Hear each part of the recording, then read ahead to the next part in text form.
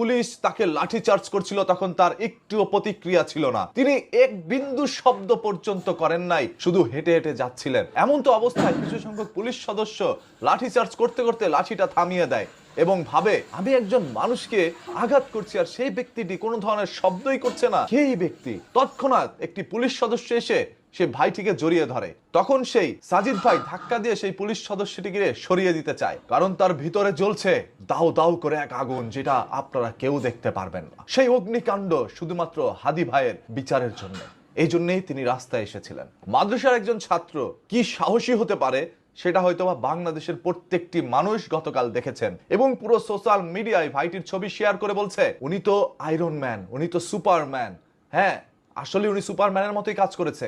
এতগুলো পুলিশ যখন একজন মানুষের উপরে লাঠিচার্জ করে তখন তো সে ভয়ে এমনিতেই দৌড় দিতে নাই, তবে তার মনের মধ্যে বিন্দু পরিমাণ ভয় ছিল না। সে রাস্তা দিয়ে ধীরে ধীরে হেঁটে যাচ্ছিলেন, আঘাতের যন্ত্রণা শরীরের মধ্যে নিচ্ছিলেন।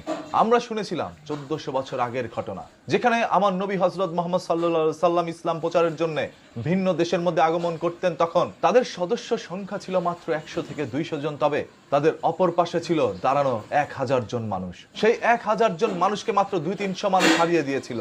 তখন আমরা এগুলো শুনেছিলাম, তবে বাস্তবে তার কিচ্ছু পরিমাণ, বিন্দু পরিমাণ একটি রূপ হয়তোবা আমরা গতকাল দেখলাম। এই পৃথিবীর কাউকে আমি ভয় পাই না, শুধুমাত্র আল্লাহ তাআলাকে ভয় পাই, যেটার বাস্তব প্রমাণ এই সাজিদ ভাই দিয়েছে।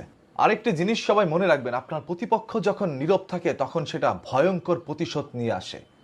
এটা ভয়ঙ্কর একটি রূপ নিতে পারে। আপনার প্রতিপক্ষ আজ চুপ করে লাঠির আঘাত সহ্য করে নিয়েছে।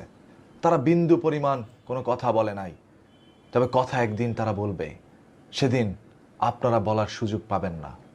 এমন কোনো কাজ করবেন না যাতে করে মানুষ আপনাদের শত্রু হয়ে যায়। বাংলাদেশ পুলিশ যদি ক্ষমতা না থাকে